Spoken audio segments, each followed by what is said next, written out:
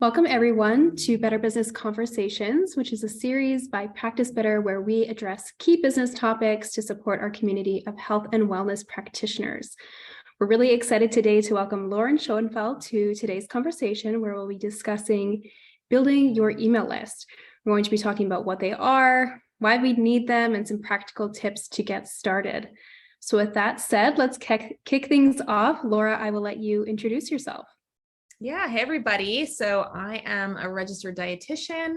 I've been in the online business space since 2012. First started working for another health business owner and then started my own business at the beginning of 2014. So this is officially almost a decade in online business. And in 2020, I pivoted from running a multi-six-figure online health business, mostly focused on women's health, fertility, that kind of thing. I pivoted into business coaching primarily because there was such a huge demand for knowledge and help with that when the pandemic hit.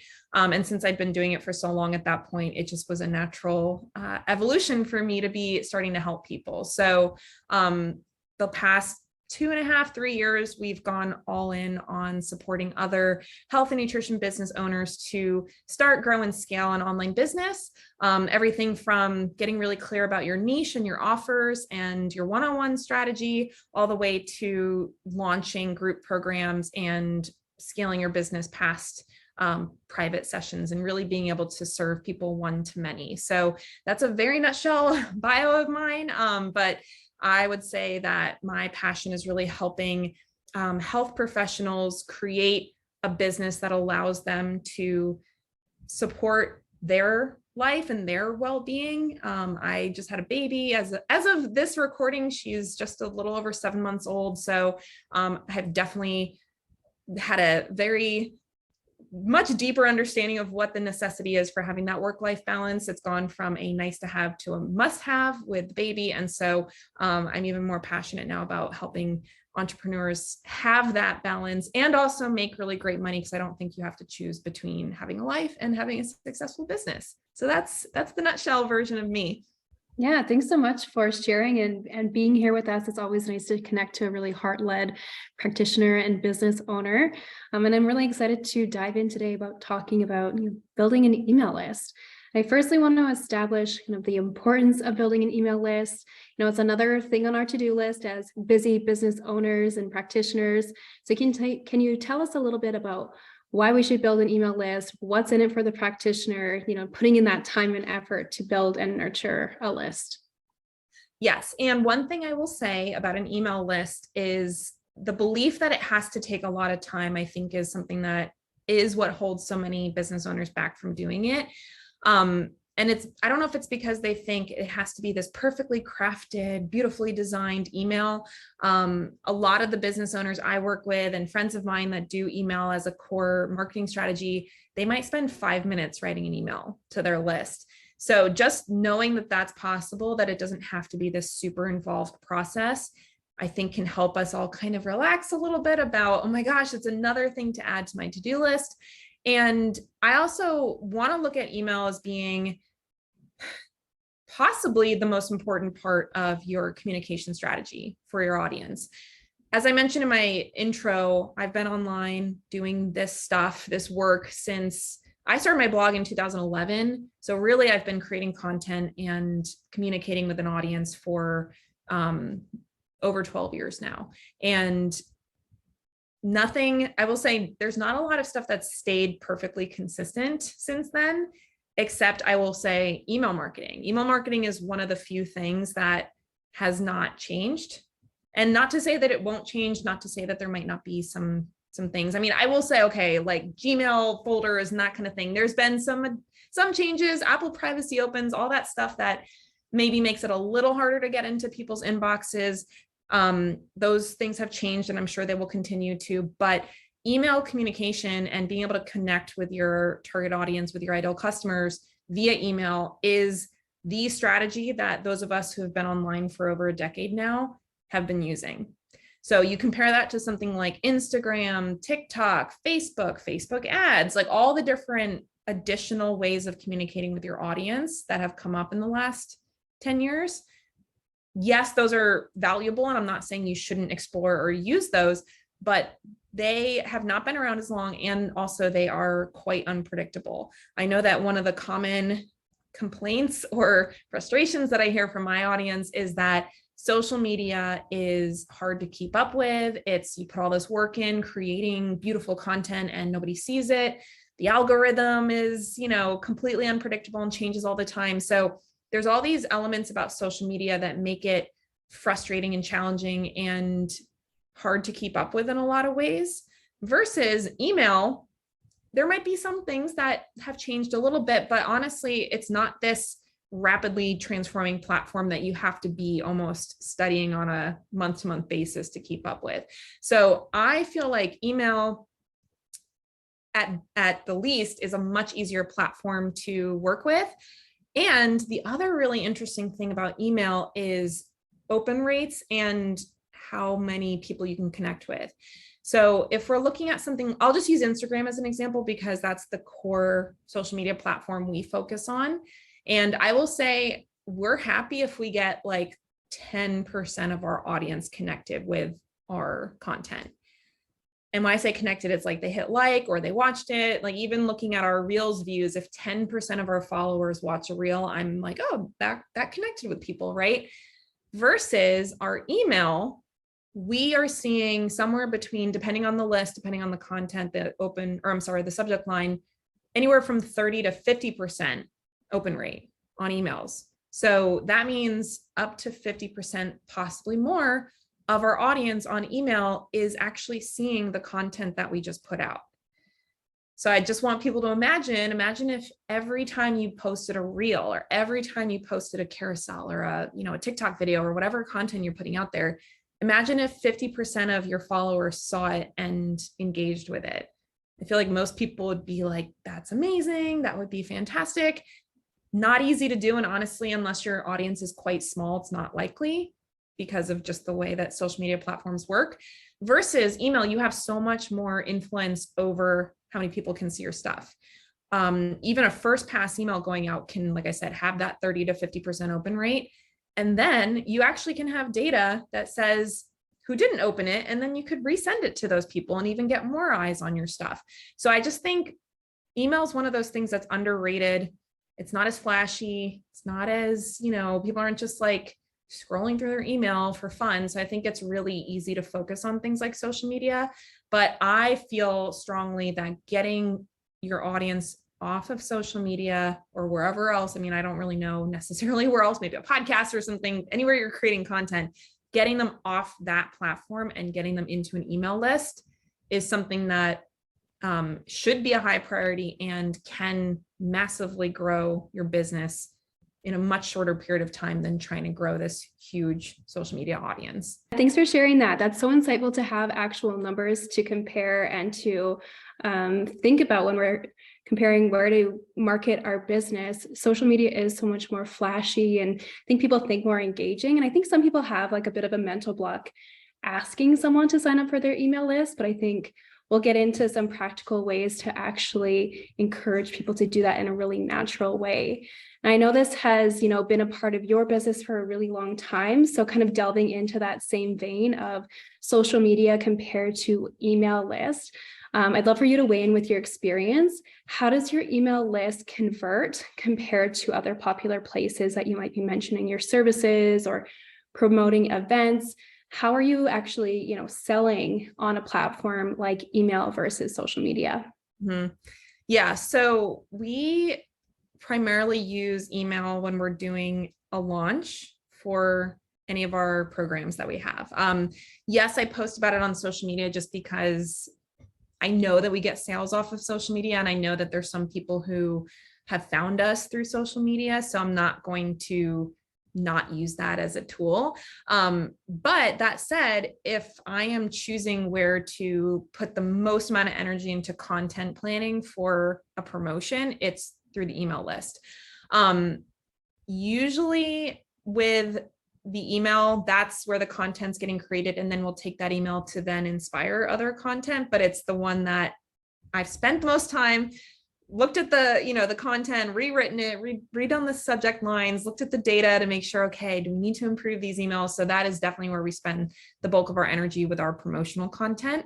When we run a launch, so for people that are listening, when we talk about launching, it's basically a one-to-many event-based sales experience is the way that I would explain it. So compared to something where you're just constantly promoting and then maybe getting on like a sales call and closing a sale and getting a new client, a launch is usually you're selling one to many. And in our launches, we're usually selling to thousands of people at once, not just like 10 or 20 or something like that. So this is really a big event for us. And during those launches, historically, we've had about a 5.5% conversion rate. So what that means is if 100 people sign up for our launch event and give us their email in exchange for access to the launch training, we're typically making about 5 or 6 sales. To put that into context from a dollar perspective, there is a measurement in your business called earnings per lead. Earnings per lead is how much money do you make for every single lead that comes into your list. So, if you have 100 people on your list and you make $1,000 off of a promotion, then your earnings per lead is $10. So hopefully that math makes sense. For our launches, we've had an earnings per lead as high as $250 to $300. So that means for every lead, every person that signs up for our email list during that launch, we make close to $300 in the business. So it's really nice to be able to have that data and to have those numbers, because that can tell us what a lead is worth. That can tell us how much we can spend on ads to get new leads. So we're not just relying on organic traffic. It can give us targets to shoot for as far as the number of people we're looking to get to sign up for our launches. And it can help us project revenue. Now, obviously, there's always going to be some variability between launches, but when you have a launching system that works, you can start to rely on those numbers and say, okay, it's worth paying to get these leads in, because I know for every person we get in, we can make hundreds of dollars. So to give you guys just a sense for what this could look like, think about if you have an email list right now, multiply your number of email subscribers. Let's just do it by $100 to make it an easy number. Multiply it by $100 to see how much money you could make if you had a well-organized promotional process delivered to an aligned email audience. So if you have 1,000 email subscribers, you can make $100,000 from that list. Now, the numbers, like I said, they change. In the health and wellness space, a good launch could be $50 per person. I know that it's possible to go higher than that, but even multiplying your list size by 50, I think a lot of people would be super excited to know that for every person they get onto their email list, they could make $50 in their business. And that's just off of one promotion. That's not even thinking to, if they continue on in another program, or if they, go into a higher level, or they buy other stuff from us, or they invite their friends to join the program. So there's a lot of intangible value that can come from the people on our list as well. But having that data, to me, shows me how important it is to have list growth and list nurturing as part of our marketing strategy. Because honestly, if I look at the number of people we have on social media, the number of sales we make from social media compared to the number of people that follow us it might be like pennies or dollars total, right? Like less than $10 a person versus my email list making me $100, $200, $300 per person. So again, it's more than just having an email list, and we can talk about specifics, but it is something where you can have that exact data that you're tracking, and it can give you a lot of insight into the best way to grow your business to make more money and to make the profit you want to make. Yeah, that's such a good motivator to take that calculation, think about how many people are on your email list and see the potential there. I really love that exercise that people can walk away and do. I know you work with a lot of health and wellness business owners through your Nutrition Business Accelerator program, and I'm sure you've gleaned, so many insights from working with various practitioners. So I'm really curious, would you consider building an email list one of the catalysts to your clients taking their businesses to the next level? Yes, and I want to give a caveat to this conversation, because even with the numbers that I was sharing and all of that, I don't want to misinform people or make them think that the most important thing is just getting numbers into your email list. Because when I talked about EPL is a variable number that the more aligned your list is and the better your offers are, the more irresistible your offers are, the more clear that your offers are solving a valuable problem that people can see that it's worth investing in. That is what affects EPL. So if you have offers that are not very clear, you don't have a niche, you really don't have a process you take clients through, you're trying to sell your time versus selling a service or a program that solves a problem, a lot of times your EPL will be quite low. And then if you compound that with having vague reasons for people to get on your list, like whenever I see someone that says, get on the newsletter, it's kind of like, do people even want newsletters anymore? I personally don't really want a newsletter. If I end up on a newsletter, it was probably by accident. Like I'm not interested in reading somebody's newsletters versus getting on a list for a specific solution that somebody's providing, whether that's a lead magnet, whether that's a discount that they're giving to their service or their product, something tangible that I'm actually getting from getting on the email list. If you guys are just creating totally vague, like all over the place content, getting like a smattering of different types of people, the potential to earn money from that list is dramatically reduced. So in order to raise EPL, the goal is have an audience that actually wants what you have to sell and is willing to pay money to get help with the problem that they want solved, to have an offer that is actually designed to solve a high value problem, and to be able to communicate that to your leads in a way that not only makes the offer attractive, but also helps overcome any number of objections they may have to investing in that offer. So those are the things that I think most healthcare entrepreneurs, providers, people that own businesses and are wanting to sell programs and services, those are the things that need to be addressed first. And then I look at email as being, okay, now we can scale that to the moon, basically, because you have something that's working. So focusing on your niche, focusing on your program and offers that you have to sell to people, focusing on how you communicate the value of those offers and how they're related to the specific outcome that a client wants. All of that has to happen first. And then from there, growing the email list is, it's kind of, we refer to it as like a broken slot machine when you get it right. It's almost like you go to Vegas and you're putting $1 into your slot machine and $10 spits out, right? Or $50 spits out, or in the case of our business, $200 spits out after you put $1 in. And it's every time, right? You're like $1 in, $10 out, $1 in, $50 out. Having that kind of setup in your business is what creates scalability and is what creates a consistent, profitable business that does not feel like you're constantly chasing money. And that's where the email list comes into play. Growing an aligned email list using lead magnets that attract a very specific person to your list, the person who is looking for the solution to your problem, crafting a lead magnet that isn't just a bunch of information, because that's another mistake I see a lot of people making, but truly creating a lead magnet that creates demand for the offer. Those are the things that once those are in place, funneling as many people into the email list as possible is what's going to totally explode the business growth. So that's where I see people really getting the most bang for their buck.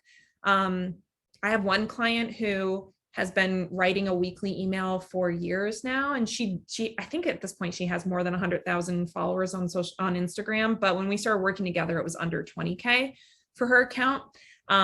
She created a program that solved a specific problem. She created a marketing strategy to sell that program to the people she wanted to sell it to. And now her entire content strategy is revolving around attracting the attention of the people who would want that program, getting them on her email list. She's getting like a 40 to 50% open rate on those emails.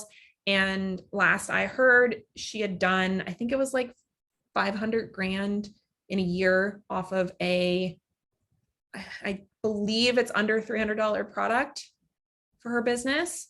So not even high ticket sales, like lower ticket That's amazing. program that is not a one-on-one whatsoever program.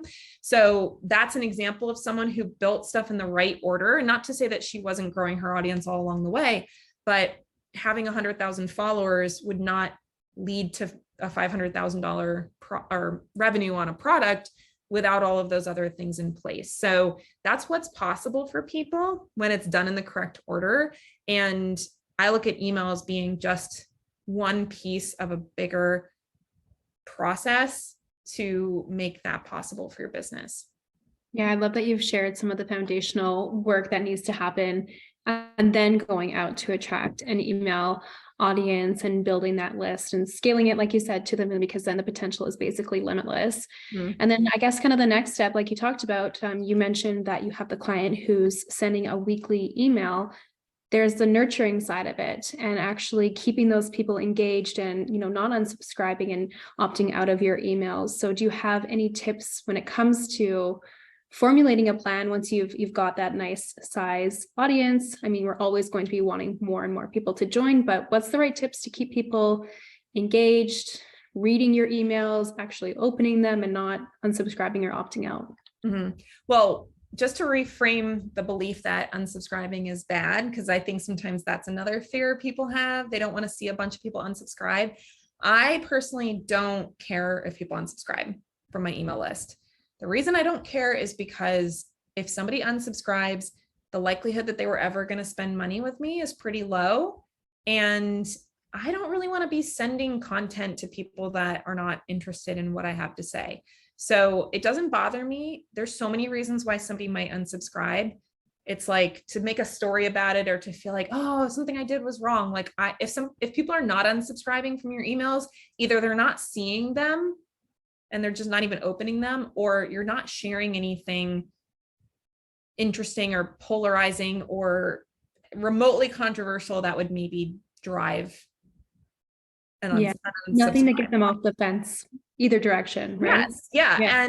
And my feeling is like, you're running a business, you're not running like a fun blog, right? It's like the people that are there are either going to be customers or they're not. Now, it doesn't mean they have to be a customer right away, but we want a list that is someone who could become a customer. Again, if we go back to EPL, your EPL is going to drop if you just have a bunch of people on your list that are never going to spend money with you.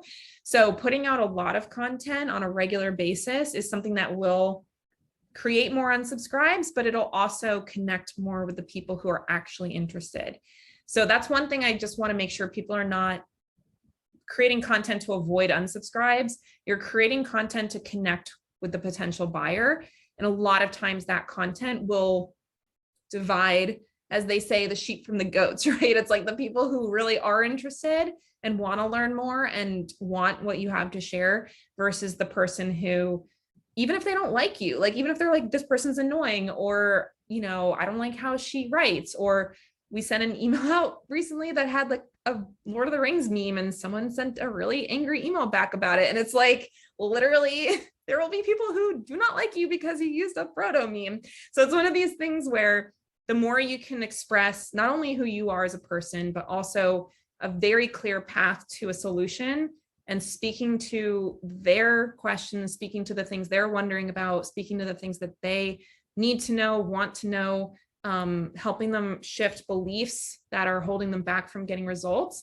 All of that kind of content is the kind of content that is going to not only create value in the short term for the person, but also lead them to be more interested in a sale. And so I feel like the content should be focused on what does my ideal paying client need to hear from me to take them one step closer to wanting to work with me. How do I demonstrate my expertise? How do I demonstrate that I have a solution to their problem? How do I help them see things differently, reframe beliefs so that nothing is standing in their way from getting the results that they want? And that's always the kind of thing I'm thinking about when I'm creating content, whether it's email, social media, whatever, thinking about what does that person need to hear from me right now? The person who is one step away from buying from me, not the person who's one step away from hitting the unsubscribe button. So that's how I perceive it. And I think just getting really fearless with content creation and not worrying if you ruffle feathers or piss people off, frankly. Like it's going to happen. And the bigger you get, the more it's going to happen. And so really focusing on serving the people you're called to serve rather than trying to make everybody happy, which is totally impossible, is what that's my perspective. Yeah, sounds like it's another exercise in really honing in on your niche and connecting with them and, speaking directly to them and not worrying about the rest. So I really love that advice. I think that's a really important reminder for people to keep in the back of their head as they either get started building their email list or continue building momentum with their email marketing. So one last question to kind of wrap up this session today. For those watching, if they're intrigued and what we've been discussing so far has resonated with them and they want to get started building their email list, what's next? What would you say is like the right first step if this is all kind of brand new to them? So for most people, especially if they're new to even the concept of building an email list, the first thing is going to be identifying the niche. So we've talked about how to attract the audience, how to convert them on to your lead list, how to nurture them, like all of it surrounding the problem that they have and the unique solution that you have to offer. If you do not have a niche, which is the problem you solve and how you solve it essentially, and for who you solve it for, none of this is really going to work. Or you can be like me, where you have to go back and basically like do this massive cleaning effort because you have all these people that weren't aligned with the offer that you have, and you need to have a more aligned list, which, I mean, that was a result of our pivot. But if you go into a list building activity with no idea of who you're trying to attract, you're likely going to start to attract too much variety that then is going to make it hard for you to actually communicate with people. And I will say one thing to know about email lists is Google will pay attention to how many people are opening your emails. So if you have a bunch of people on your list that are not opening, or you have a really low open rate, you actually start to lose credibility as a sender, and your stuff can end up in spam. It can end up in the promotions tab. So this is why to build your email list, like you really have to start the right way. It's not just like, oh, I'll figure it out later. It's like you actually are building your sender reputation from day one. And the more aligned your content is, and the more people are interested in reading your stuff, the faster you're going to grow your list, the more people are going to see your stuff. Like it's all going to work better. So really the first step, if you do not already have a niche, if you don't already know who you help, how you help them, what specific valuable problem you solve, you might as well not start with your email list just yet. You might as well just put a pause on that. So that would be my recommendation, to really nail that first, because everything else downstream to create a lead magnet, to start sending content, is all going to stem from that. So we teach niching for all of our clients. We also have a niche masterclass that's available to purchase on our website at any time. But that would be what I would suggest starting with, if it's like, just what is the absolute first step to take?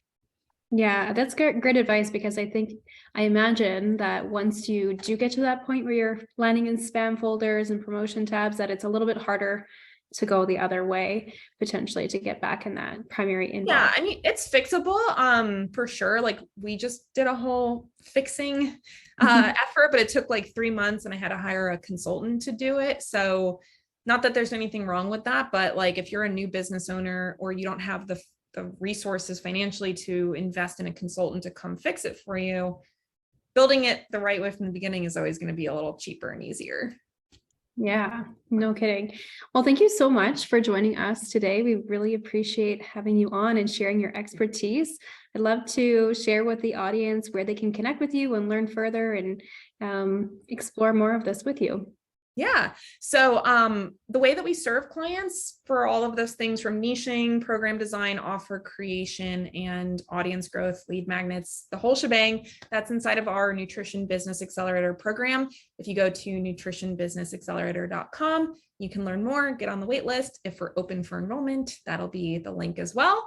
And then I have an email list. So if you get any of my opt-ins, like you'll get emails from us. And then also social media wise, I am most active on Instagram. I love to connect with people over there. My handle is @Laura Schoenfeld RD.